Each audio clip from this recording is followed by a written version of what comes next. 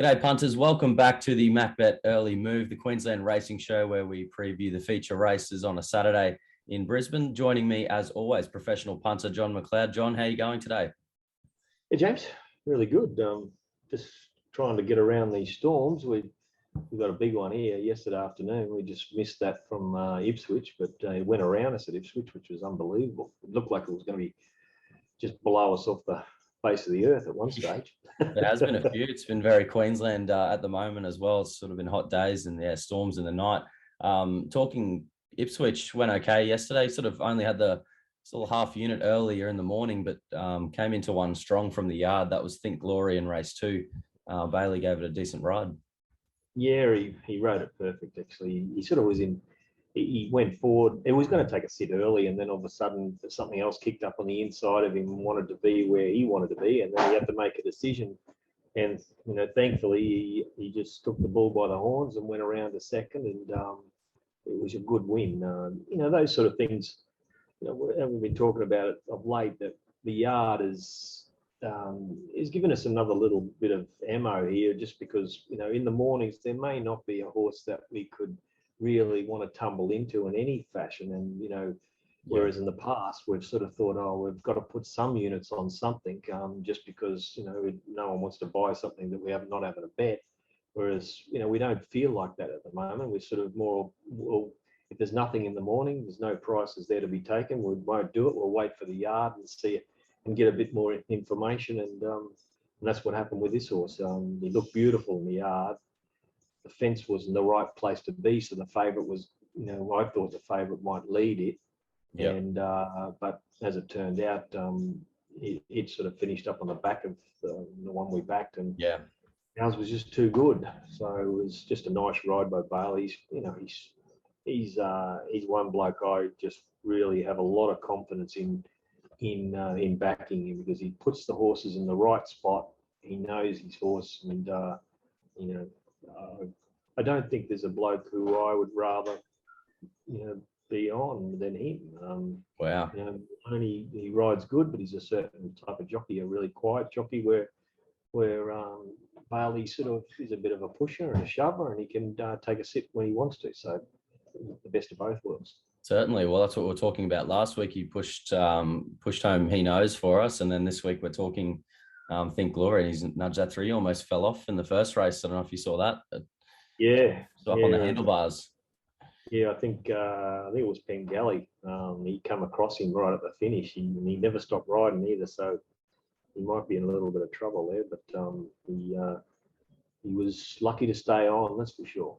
For sure, yeah. And just talking through the yard, all our weekly and monthly subscribers get access to the yard mail, and looks like it's helped a little bit, John, just with you. Just you can sort of bet early and late and treat it as one big sort of play, rather than sort of umming and ahhing in the morning about putting units on things that you're waiting to see. So it's really valuable. And I think the best thing about this service is that we're sending out info that you're betting on personally. This probably gets us even another step closer to exactly how you bet, because I know in the past there's the units in the morning, you're not always on them all, and you're sort of waiting to see what you see in the yard. But now we're as close as possible, and I think results have been going really well as well. Yeah, I think that's very true, because I think over the last month and a half or so, we've been sort of hovering around, not doing too much, not winning too much, and that's pretty much how my results have been. We've been just holding our own at the moment, which is not the best. We don't want to be breaking square. I don't want to be breaking square, that's for sure. The amount of work we do, breaking square is not good enough. So we've just got to give ourselves a dig in the ribs and see if we can find one. But there just hasn't been one at the right price lately, to really step into. There was one on Saturday that we backed, but there was a little bit of work done, I think, in that race. A horse that, he doesn't usually, he goes forward, but the jockey usually grabs hold a little bit and rides him a little bit more quiet, and he wanted to lead at all costs. And Georgie's Pride? Sorry? That was Georgie's Pride, wasn't it? Yeah. And Georgie's Pride just looked like he'd just cross the other two for sure, and the money came for the one that was going to sit in behind of it. So,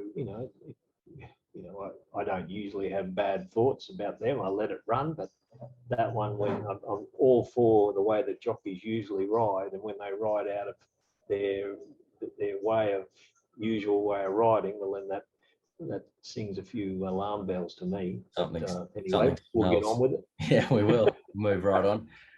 Yeah, it was a good day at the races on Saturday. We did a couple of videos from the yard and had the pleasure of watching Incentivises demolish them in the Caulfield Cup. I was standing with you there at the TVs, and yeah, on the corner, he just took a step out wider. He was 4 wide, and you sort of just said, if this horse wins from here, it's a freak. Yeah, Yeah, yeah. could it win the Melbourne Cup? Oh yeah. There's not many. Where's the horses coming from? The overseas horses are not really here. There's only a couple, and I don't know them real well. But they were all saying what a great ride Preble's ride on it. If he got beaten, everyone would have been just Pitchforks. ripping into him big Yeah. time. He may have rode it like the way the horse needs to be ridden. And that's definitely a possibility. But Yeah. geez, I think I mentioned on the BRC video I did that they're all going to be looking for him in that first 300 meters or 400 meters, and they did. Yep. They belted him. They give it to him. They made him work, and then they gave him a little bit of a break when he got into about 4-2 wide. But then Preble said, "Well, I don't want to be in here," which is a possibility that he made the decision to come out 3 wide because they start taking off a long way out, and he may have been strung up in behind them, and then he's in real trouble. But what it did do is just show how strong this horse is. He can make multiple runs and just keep going and run sectionals, and that's what he did in Brisbane. He didn't beat a lot up here, but the sectionals he is a class horse. And the class horses of the past, or when the real class horses went to the Melbourne Cup, they win. You've got Maccabee Diva, won 3 or whatever it was. You've got Saintly that won 1. You've got Might and Power that won 1. Gurner's Lane, he was an okay horse, but I wouldn't put him in the other class. But he's still a nice Group 1 horse. And there was, that all those real Group 1 horses, they've got those sectionals to break the heart of those real 3,200 meter stayers, that just go up and down the one spot. When they go, and the other ones are just saying, well, where did you go? So that's what he's going to do to a Melbourne Cup field, I think. Yeah, right. Might leave them standing. Well, we'll be keeping an eye on that. But let's just while we're talking about last Saturday, let's look at your top 3 improvers out of the Eagle Farm meeting. Your 3rd best improver was Rhapsody Rose. It won the 8th event there. You like that run? Yeah, it was an extremely good win, and what we put it down as MacBet improvers, which I think it did. I think it improved lengths. The market got it totally right. This is a race where the market really tumbled into him, and we couldn't get him that short, but they were right. So we must have been showing a lot on the track, and it made that leap.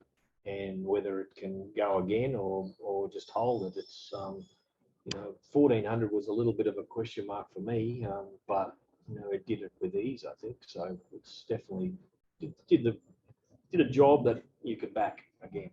For sure. I did say it was the 3rd best improver, but that was actually your top improver out of the weekend. 2nd best was Tycoon Evie, ran 4th in race 10. Yeah, it was a nice one. This one, just the way that she got to the line the last little bit. It's more a 1,200-1,400 meter horse. I don't think it's a miler. I think he's more a 1,400 meter horse. And next time he gets into about a 1,200 meter race, but he can just roll up near the lead and he'll just keep on going. And looked really good in the yard the other day. 1,000 meters was just too short for it. Just couldn't sprint with the other, the thing of Golans. But did just keep coming to the line. I liked its run, and it's come back better than ever, I think. Okay, one to follow there. And yeah, Simply Fly came out of the same race, ran 2nd. You thought that stepped up as well? Did a similar thing, did a good job. Tycoon was probably a better run than it, but the way that it looked in the yard, I thought it would it would improve for sure. It was on its toes and just wasn't totally ready for that race. So I think it will go good next time. It'll take improvement from that run. And again, it wasn't really suited by the way the race run. The sectionals were really good over the whole day. They ran good time there at Eagle Farm. They ran a lot of good sectionals. And whether we got to adjust those a little bit, that's going to be the question mark over the coming weeks. But on face value, there's a lot of horses that have run great sectionals, and they're horses that you really want to be on next time. So we're putting our faith in what we see is what we're going to get. Yeah. At the moment, we'll see. For sure, and we'll keep an eye on that over the coming weeks. But this Saturday, racing is across the road at Doomben. The track is currently a soft 5 with a bit of rain around, and the rail in the 3 metre position. Yeah, we're going to pinpoint another race where we like one. Usually I try to find a favourite in a race where I want to bet around and back a few horses. But this last race on Saturday, I think the favourite looks very hard to beat. Contemptuous did a good job the other day at Doomben when he showed some sort of speed out of the gates, and then about 2 or 3 horses just in front of him eased, and he had to go back 2 or 3 lengths further back than he wanted to. Then he wanted to close up a bit, and then he got jammed a bit as well. So it was a very stop-start run. His last part of the race was very strong, and I think if from this good gate, he should be able to finish up just behind the speed and be strong again. 3:30, I think that's pretty good odds at the moment. We're probably going to get it around about the 250 mark. So it seems good odds. All right, so you've got Contemptuous there as your top pick there in race 10. Second pick, you've got the 5 Gogol, $6. A bit of value around there with Boris on board. Yeah, it's been flying down the Gold Coast and Ipswich. The horse can hang in a touch at times, and it's backing up 7 days after its really good win the other day at the coast. It didn't beat a lot, but the sectionals were good. I think if the rain is about, the track stays wet, it's definitely one that you could tumble into for sure. It gets stronger, I would say, if the track's wet, and Contemptuous probably backs off a little bit if it is wet. So, I have got a little question mark over that 7 days. I don't really like that too often, but he has done it before, and he's going to end up in the right position behind, probably just behind the leaders. Probably, or not just behind the leaders, might end up just behind Contemptuous. So maybe midfield, because he does come out a touch slow, the horse. So I think it will be running on, and those 2 horses look I think you can tie the race up a little bit there, because Contemptuous is going to be the one looming to win, and then you're going to have Gogol chasing out wide, like other horses like Boom Spender. He had it every possible the other day at Eagle Farm when he led, and we backed him that day. He just had every chance, whereas this is going to be run a lot different. Don't Stop won a weak race at Toowoomba last time. The sectionals weren't that crash hot. I thought Ruka was disappointing. I thought he had his chance at Doomben when he couldn't run down a fairly average type of horse. Mm-hmm. And Sir Rocket's got a tricky gait and comes out a bit slow. So there's a few little negatives about a few of them, and there's positives about these other 2. For sure. So as far as an early move goes, if you're betting now, you'd be backing Contemptuous and Gogol. Yep. What sort of staking?